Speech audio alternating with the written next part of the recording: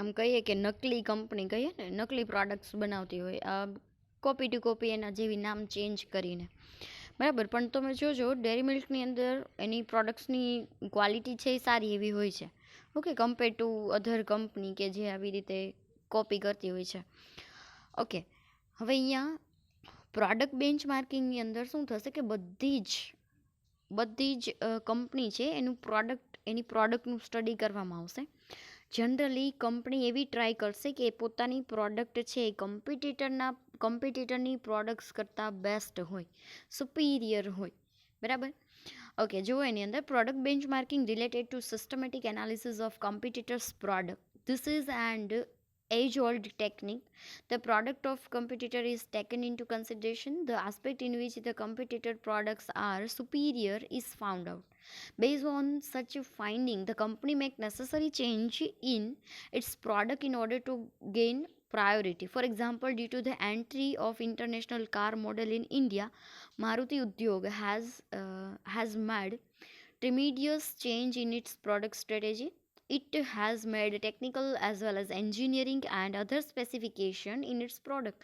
Similar is the case for other industry. હવે અહીંયા એવું કીધું છે કે ફોર એક્ઝામ્પલ અત્યારે જો 1991ની જ્યારથી એલપીજી પોલિસી આવેલી છે, ખ્યાલ છે ને, લિબરલાઇઝેશન, પ્રાઇવેટાઇઝેશન એન્ડ ગ્લોબલાઇઝેશન, ઓકે. તો ત્યારથી શું થયું, પ્રાઇવેટાઇઝેશન પ્લસ ગ્લોબલાઇઝેશનના કારણે કોઈ બહારની બીજા કન્ટ્રીની કંપની છે એ આપણા કન્ટ્રીની અંદર આવી, એની પ્રોડક્ટ જો સારી હોય, અહીંયા પ્રોડક્ટ બેન્ચમાર્કિંગની અંદર એ જ કરવામાં આવશે કે જે સારી પ્રોડક્ટ છે એને કેપ્ચર કરવામાં આવશે.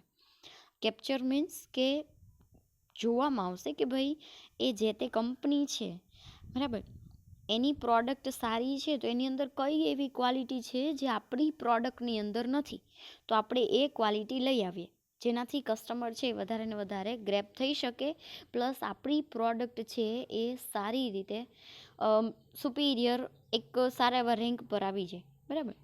નાઉ ફરી વખત એક્સપ્લેન કરું છું. જો ફોર એક્ઝામ્પલ ગ્લોબલી ઘણા બધા કોમ્પિટિટર્સ હોય કોઈ એક કંપનીના, બરાબર, એ બધા કોમ્પિટિટર્સનું એનાલિસિસ કરી આ બધા કોમ્પિટિટર્સમાં બેસ્ટ પ્રોડક્ટ કોની છે એ પહેલાં ફાઇન્ડ કરશે, બરાબર. હવે આ બેસ્ટ પ્રોડક્ટ ફાઇન્ડ થઈ ગઈ એટલે એ બની ગયું બેન્ચમાર્ક, ઓકે. પછી કંપની આવી જ બેસ્ટ પ્રોડક્ટ બનાવવા સુધી ટ્રાય કરશે કે આપણે આવી જ પ્રોડક્ટ છે એ બનાવવી છે કે જેનાથી આપણે એને કોમ્પિટિશન આપી શકીએ, ત્યાં સુધી પહોંચવાની ટ્રાય કરશે. અહીં એક એક્ઝામ્પલ તમને આપેલું છે કે ઇન્ડિયાની અંદર જ્યારથી ઇન્ટરનેશનલ કાર મોડલ ઇન્ડિયાની અંદર જેવી રીતે આવતા ગયા એટલે આપણે શું કર્યું કે ભાઈ આપણો જે મારુતિ ઉદ્યોગ છે એની અંદર જે પ્રોડક્ટ સ્ટ્રેટેજી છે એ ચેન્જ કરી, એન્જિનિયરિંગની અંદર, બરાબર, સ્ટાઇલ છે કારની એ બધું ચેન્જ કરેલું છે. શા માટે? કારણ કે બહારની પ્રોડક્ટ જે અહીંયા આવેલી છે એ પ્રોડક્ટની ક્વોલિટી પણ સારી છે, પ્લસ કસ્ટમરના પ્રેફરન્સ એની અંદર વધારે છે, બરાબર. ઓકે, એના પછી છે પ્રોસેસ બેન્ચમાર્કિંગ. જો પ્રોસેસ બેન્ચમાર્કિંગની અંદર શું આવશે, when a particular company undertakes study of some other company that neither belong to its sector nor its competitor, but due to its performance the study is undertaken. હવે અહીંયા એવું કીધું છે કે તમારી પ્રોડક્ટ સાથે, આપણી કંપની છે તો આપણી પ્રોડક્ટ સાથે એને કંઈ આમ લેવા દેવા ન હોય, મતલબ કે એ તો આપણા કોમ્પિટિટર પણ નથી, આપણા સેક્ટરની અંદર પણ ન આવતા હોય, છતાં પણ એની કંઈ ને કંઈ ઇફેક્ટ થતી હોય, ઓકે. ફોર એક્ઝામ્પલ કંઈ ને કંઈ ઇફેક્ટ મતલબ એણે ફોર એક્ઝામ્પલ અહીંયા છે ને તમને એક, હા, 5 star hotel and 5 star hospital, તમને ખ્યાલ હશે અત્યારે 5 સ્ટારનો કોન્સેપ્ટ છે એ જનરલી હોટેલની અંદર વાપરવામાં આવતો, બરાબર, 5 સ્ટારનો કોન્સેપ્ટ અહીંયા જો એક્ઝામ્પલ આપેલું જ છે, બટ અત્યારે હોસ્પિટલની અંદર, બેન્કિંગની અંદર પણ એ યુઝ કરવામાં આવે છે. કોન્સેપ્ટ એને કાંઈ લાગે વળગે નહીં, હોટેલ, હોસ્પિટલ, બેન્કિંગ બધા અલગ અલગ સેક્ટર થઈ ગયા, બરાબર. પણ છતાં પણ સૌથી પહેલાં તો ખાલી હોટેલ છે એની અંદર જ તે 5 સ્ટારને પેલું સ્ટારને આપવામાં આવતું, 5 સ્ટારને 7 સ્ટારને એવી રીતે, બરાબર. બટ હવે હોસ્પિટલની અંદર પણ આપવામાં આવે છે, પ્લસ બેન્કિંગની અંદર પણ આ જે સ્ટારવાળી સિસ્ટમ છે એ એડોપ્ટ કરેલી છે, બરાબર. એનાથી શું થશે કે કંપની કયા લેવલ ઉપર છે, મતલબ જે તે સેક્ટરની અંદર જે તે કંપનીનું પરફોર્મન્સ કેવું છે ઇઝીલી સ્ટડી કરી શકાશે. Okay, that is process benchmarking, કે જેની અંદર અલગ અલગ સેક્ટરનું પણ સ્ટડી કરવામાં આવે છે. કંઈ લેવા દેવા હોય નહીં, કોઈ પણ કનેક્શન હોય નહીં છતાં પણ. ઓકે, ના એના પછી છે કોમ્પિટિટિવ બેન્ચમાર્કિંગ. કોમ્પિટિટિવ બેન્ચમાર્કિંગની અંદર બધા જ એરિયા છે કન્સિડર કરવામાં આવશે. બધા એરિયા મતલબ કોમ્પિટિટર્સની બધી જ એક્ટિવિટી. ઓકે, બધી જ મતલબ માર્કેટિંગ, એડવર્ટાઇઝિંગ, ફાઇનાન્સ, જો અહીંયા આપેલું જ છે, human resource etcetera. After obtaining such information it make a comparison with its own aspect. બધા જ આસ્પેક્ટને ઇન્ક્લુડ કરી ઇન્ફોર્મેશન કલેક્ટ કરવામાં આવશે. અને પછી ફોર એક્ઝામ્પલ કોમ્પિટિટર્સની માર્કેટિંગ સિસ્ટમ કેવી છે, કઈ રીતે એ લોકો માર્કેટિંગ કરે છે, બરાબર. માર્કેટિંગની અંદર પેકિંગ ને એ બધું પણ આવી જશે. એટ્રેક્ટિવ પેકિંગ, કસ્ટમરને એટ્રેક્ટ કઈ રીતે કરે છે, ડિસ્કાઉન્ટ આપીને કે સ્કીમ આપીને, કે બધું એની અંદર આવશે, બરાબર. તો એ બધી ઇન્ફોર્મેશન કલેક્ટ કરી અને આપણી માર્કેટિંગ સિસ્ટમ કેવી છે એની સાથે કમ્પેરિઝન કરવામાં આવશે. પછી વચ્ચેનો જે ગેપ રહે છે એનું એનાલિસિસ કરવામાં આવશે. ઓકે, આવી રીતે બધા જ આસ્પેક્ટ છે એની ઇન્ફોર્મેશન, કોમ્પિટિટરની ઇન્ફોર્મેશન પહેલાં કલેક્ટ થશે, પછી પોતાની ઇન્ફોર્મેશન સાથે એને કમ્પેર કરવામાં આવશે. ઓકે,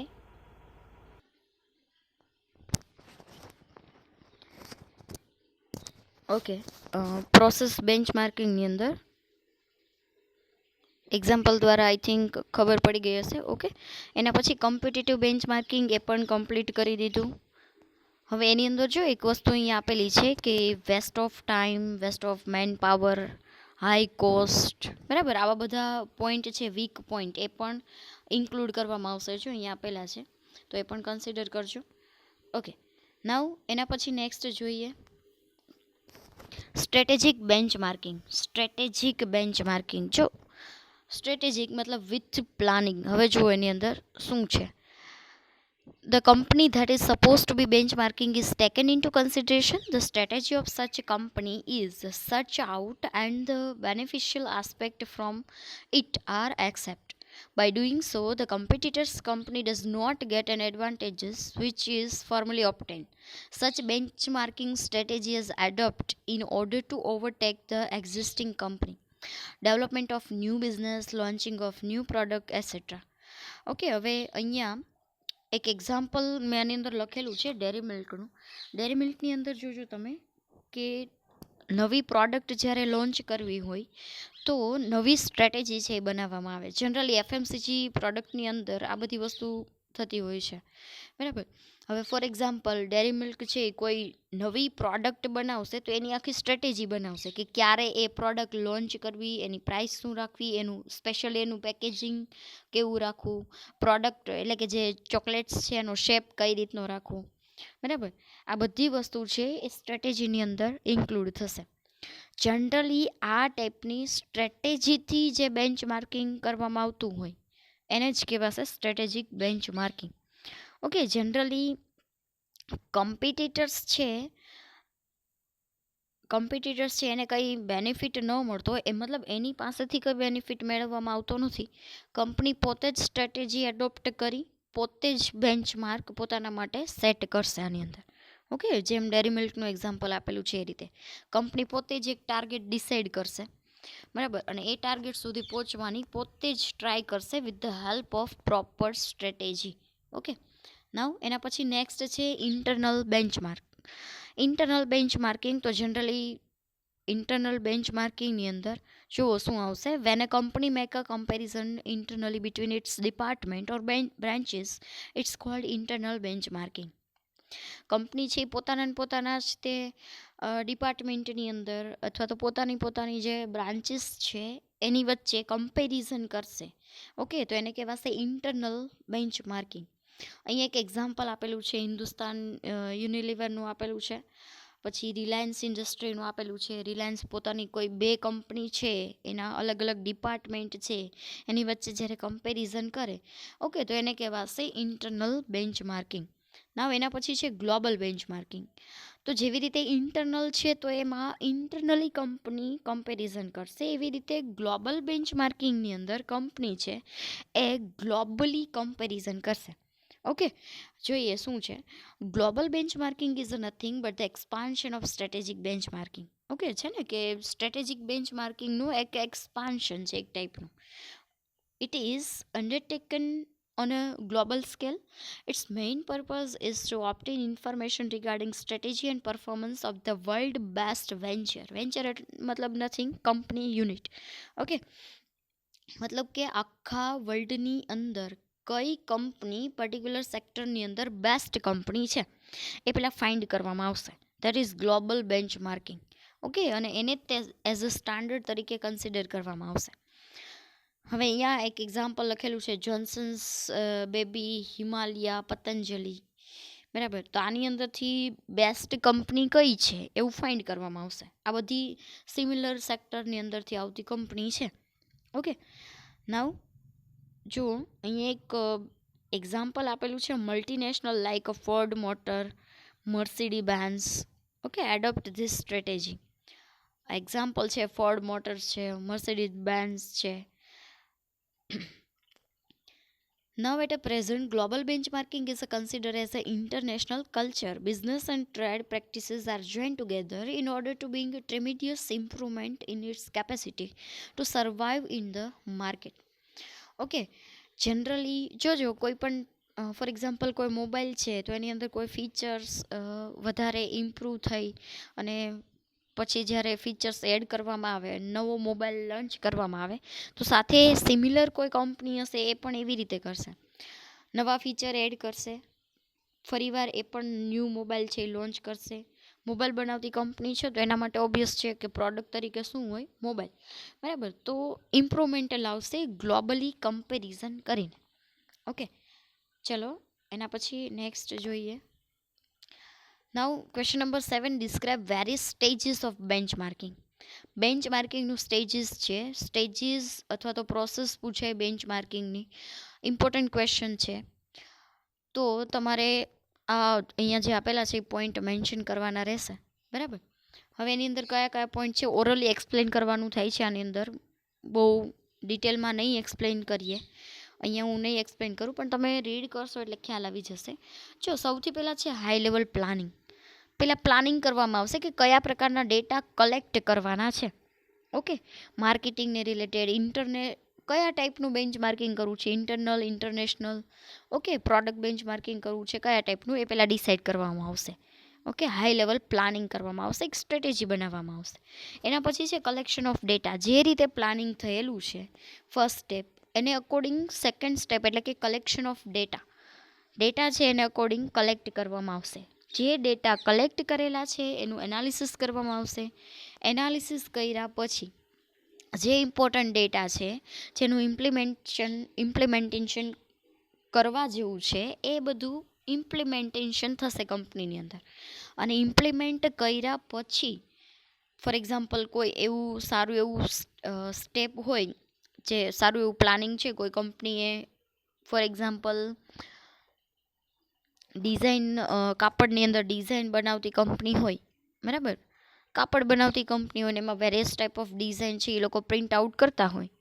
હવે બીજી કંપની છે પ્લેન કાપડ બનાવતી હોય ને એની પછી એવું ડેટા કલેક્ટ કર્યા પછી એને એવી ઇન્ફોર્મેશન મળે કે યસ આપણે પણ ડિઝાઇન કર્યા જેવી છે.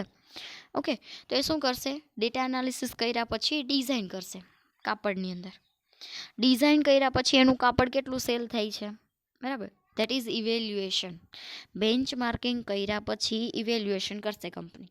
ઓકે, એટલે સૌથી પહેલાં જોવા જઈએ તો પહેલાં પ્લાનિંગ કરશે, એને અકોર્ડિંગ ડેટા કલેક્ટ કરશે, એ ડેટાનું એનાલિસિસ કરશે, એમાંથી જે સારા ડેટા લાગશે એને એ ઇમ્પ્લિમેન્ટ કરશે અને લાસ્ટમાં સૌથી છેલ્લે ઇવેલ્યુએશન કરશે કે જે આપણે ઇમ્પ્લિમેન્ટેશન કરેલું છે એની ઇફેક્ટ બિઝનેસ ઉપર શું થઈ.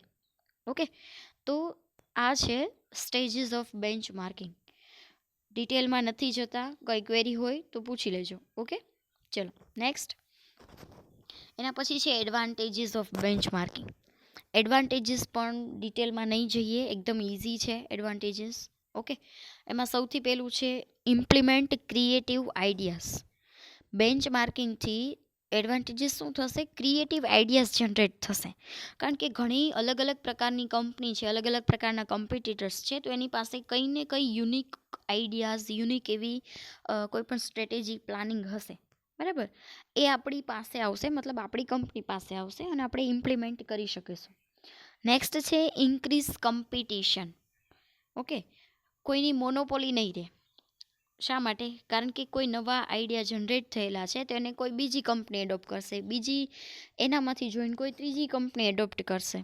ઓકે, તો એ પછી કોમન થઈ જશે, મોનોપોલી નહીં રહે. એનો મતલબ કે કોમ્પિટિશન છે વધશે. ઓકે, પરફેક્ટ કોમ્પિટિશન થશે માર્કેટની અંદર. નેક્સ્ટ છે ડેવલપિંગ ઇમ્પ્રુવમેન્ટ. ડેવલપિંગ ઇમ્પ્રુવમેન્ટ મતલબ કે જે પણ ઇમ્પ્રુવમેન્ટ આવશે એ ડેવલપિંગ હશે. કંપનીની અંદર જો એ ન્યૂ આઈડિયા એડોપ્ટ કરશે એટલે કંપનીનું ડેવલપમેન્ટ થશે વિથ ઇમ્પ્રુવમેન્ટ. ઓકે, નેક્સ્ટ છે identify essential activity. Essential activities, કઈ એક્ટિવિટી જરૂરી છે કંપનીની અંદર, કઈ જરૂરી નથી, એ આઈડેન્ટિફાઈ કરી શકાશે. ક્વોલિટી ઓફ વર્ક, વર્કની ક્વોલિટી છે એ પણ મેન્ટેન થશે. ઇન્ક્રીઝ ઇન પરફોર્મન્સ, તમને ખબર પડે કે હા ભાઈ આપણે તો ખાલી 80 માર્ક્સ આવેલા છે, હાઈએસ્ટ 100 છે, આટલી બધી મહેનત કરી તોય ન આવ્યા, તો કંઈક ખામી હશે. તો પરફોર્મન્સ ઇમ્પ્રૂવ થશે. કે પહેલાં જોશો તમે કે ભાઈ જેને હાઈએસ્ટ પર્સન્ટેજ આવેલા છે, આઈ મીન હાઈએસ્ટ માર્ક્સ આવેલા છે, એનું પેપર જોશો કે એમાં કઈ કઈ વસ્તુ એવી છે જે મેં નથી કરેલી, બરાબર? એ ફાઇન્ડ કરશો, પછી તમે ઇમ્પ્લિમેન્ટ કરશો, પછી તમને પણ મળશે. ફોર એક્ઝામ્પલ 80ને બદલે ફર્સ્ટ ટાઈમ ઇમ્પ્લિમેન્ટ કર્યા પછી 90 મળશે, તો પરફોર્મન્સ છે એ ઇમ્પ્રૂવ થશે. ઓકે, નાવ એના પછી જોઈએ લિમિટેશન ઓફ બેન્ચમાર્કિંગ. જો જેવી રીતે એડવાન્ટેજીસ છે એવી રીતે બેન્ચમાર્કિંગના લિમિટેશન પણ છે. Stabilise standard. સ્ટાન્ડર્ડ મતલબ એક વખત સ્ટાન્ડર્ડ ડિસાઇડ થઈ જાય પછી એની અંદર કંઈ ફ્લક્ચ્યુએશન આવતું નથી, બરાબર? સ્ટેબિલાઇઝ છે, જરૂર પડે તો ફ્લક્ચ્યુએશનની મતલબ કે ફ્લેક્સિબિલિટી જરૂરી છે, પણ અહીંયા ફ્લેક્સિબિલિટી જોવા મળતી નથી. પછી છે ઇનસફિશિયન્ટ ઇન્ફોર્મેશન. જો પૂરતી ઇન્ફોર્મેશન મળેલી નહીં હોય તો બેન્ચમાર્ક સારી રીતે સેટ થશે નહીં, અને તો જો બેન્ચમાર્ક સારી રીતે સેટ થશે નહીં તો કંપનીએ પોતે જે ઓબ્જેક્ટિવ ડિસાઇડ કરેલા છે એ મતલબ અચીવ કરી શકશે નહીં. પછી છે ડિક્રીઝ રિઝલ્ટ. એનો મતલબ જ કે જે ઓબ્જેક્ટિવ ડિસાઇડ કરેલા છે એ અચીવ કરી શકશે નહીં. લેક ઓફ કસ્ટમર સેટિસ્ફેક્શન, કસ્ટમરને પણ સેટિસ્ફેક્શન નહીં મળે. Lack of understanding. જો કઈ વસ્તુ અલગ હોય, ઇન્ફોર્મેશન કલેક્ટ કરેલી હોય, એ કંઈક અલગ કહેવા માગતી હોય અને એનું આપણે એમ કહીએ કે અન્ડરસ્ટેન્ડિંગ છે એ કંઈક અલગ રીતે થયેલી હોય, બરાબર? તો પણ સારી રીતે બેન્ચમાર્ક સેટ થઈ શકશે નહીં, કંપનીના ગોલ પણ અચીવ થશે નહીં. Increase dependency. કોમ્પિટિટર જેવું કરે એવું જ આપણે કરીએ, ડિપેન્ડન્સી વધશે. ઓકે, ચલો એના પછી નેક્સ્ટ જોઈએ. અહીંયા એવું કીધું છે સજેશન્સ આપેલા છે. Give suggestions to make benchmark more effective. Benchmark છે એને સારું ઇફેક્ટિવ કઈ રીતે બનાવી શકાય, તો જે પેલી પ્રોસેસ આગળ જોયેલી છે ને એના જ તે અહીંયા જે પોઈન્ટ્સ છે એ મોસ્ટલી રિપીટ થાય છે. પેલું છે પ્રિપરેશન એન્ડ પ્લાનિંગ. તો પ્રિપરેશન એન્ડ પ્લાનિંગ છે કેવું હોવું જોઈએ? પ્રોપર હોવું જોઈએ. ડેટા કલેક્શન પ્રોપર હોવા જોઈએ, અધૂરી ઇન્ફોર્મેશન હોવી જોઈએ નહીં. ડેટા એનાલિસિસ પ્રોપર હોવું જોઈએ, એમાં કોઈ પ્રિજ્યુડાઇસ ન હોવું જોઈએ, બરાબર? રિપોર્ટિંગ થયેલું હોવું જોઈએ પ્રોપરલી. પછી નેક્સ્ટ છે પ્રોપરલી મતલબ મેનેજમેન્ટની અંદર એનું સારી રીતે ડિસ્કશન થવું જોઈએ અને પછી એનું ઇમ્પ્લિમેન્ટેશન થવું જોઈએ. Learning from best practice. જે સારી વસ્તુ છે એને જ એડોપ્ટ કરવી જોઈએ. બધી કંપની કરે છે તો આપણે પણ કરીએ એવું થવું જોઈએ નહીં. Planning and implementing improvement action and institutionalising learning. મતલબ કે આખી ઇન્ડસ્ટ્રીમાંથી સારી એવી જે બેસ્ટ વસ્તુ છે એ કેપ્ચર કરી અને ઓપોર્ચ્યુનિટી છે એ પ્રોપર મેથડથી અચીવ કરવી જોઈએ. ઓકે, તો આ બધા સજેશન્સ છે એક વખત રીડ કરશો એટલે ખ્યાલ આવી જશે, ન આવે તો પૂછજો. ઓકે, એના પછી છે question number 10, Indian scenario of benchmarking. Indian scenario આ તમારે જાતે રીડ કરવાનું છે. આની અંદર કંઈ નથી, હિસ્ટ્રી જ છે કે કેટલી કંપની છે એણે એડોપ્ટ કરેલું છે. અહીંયા એવું કીધું છે કે ઇવન હેન્ડફુલ ઓફ કંપની, એક મિનિટ જો અહીંયા જોઈએ, બતાવું છું. Benchmarking started on a large scale in India after industry growth and development. At a time of independence, India didn't had even a handful of company, but present various company that provide variety of goods and service. Beside that, there is a small scale industrial unit, as well as there are medium scale unit that increase at a rapid pace. મતલબ અહીંયા એવું કીધું છે કે જોવા જઈએ તો પહેલાં બિફોર ઇન્ડિપેન્ડન્સ એટલી બધી કંપની હતી ને, ઇવન આફ્ટર ઇન્ડિપેન્ડન્સ પણ નહોતી. પણ જ્યારથી એલપીજી પોલિસી આવી ગઈ, બરાબર, લિબરલાઇઝેશન, પ્રાઇવેટાઇઝેશન એન્ડ ગ્લોબલાઇઝેશન, તો ત્યારથી ઇન્ડસ્ટ્રીયલાઇઝેશન છે એ વધતું ગયું છે. Small scale, medium scale company છે, ઇન્ડસ્ટ્રી છે સોરી, એની અંદર યુનિટ્સ છે, સ્મોલ મીડિયમ સ્કેલ યુનિટ, એ એની જે સંખ્યા છે એ પણ વધતી ગઈ છે. તો જોવા જઈએ તો ઇન્ડસ્ટ્રીયલાઇઝેશનનો ગ્રોથ છે એ ઝડપથી થાય છે, બરાબર. ઇકોનોમિક ડેવલપમેન્ટની અંદર પણ ઇન્ડસ્ટ્રીનું ઘણું બધું કન્ટ્રીબ્યુશન છે. હવે કંપની છે એના સેલ્ફ એનાલિસિસ માટે અથવા તો બેસ્ટ કંપની કઈ છે એ જાણવા માટે, એનું પરફોર્મન્સ ઇવેલ્યુએટ કરવા માટે ઇન્ડિયાની અંદર પણ ઘણી બધી કંપની છે બેન્ચમાર્કિંગનો યુઝ કરે છે. હવે કયા વર્ષની અંદર કઈ કંપની છે એન્ડ એડોપ્ટ કરેલું છે, ક્યારે સ્ટાર્ટ થયેલું છે, બરાબર, અલગ અલગ સેક્ટરની અંદર, એ તમને અહીંયા આ બંને પેરેગ્રાફની અંદર આપેલું છે. એક વખત રીડ કરી લેજો. એટલો બધો ઇમ્પોર્ટન્ટ ક્વેશ્ચન નથી, બટ તો પણ એક વખત રીડ કરી લેજો. ઓકે, એના પછી નેક્સ્ટ યુનિફોર્મ કોસ્ટિંગ, એ નેક્સ્ટ વિડીયોની અંદર જોઈએ.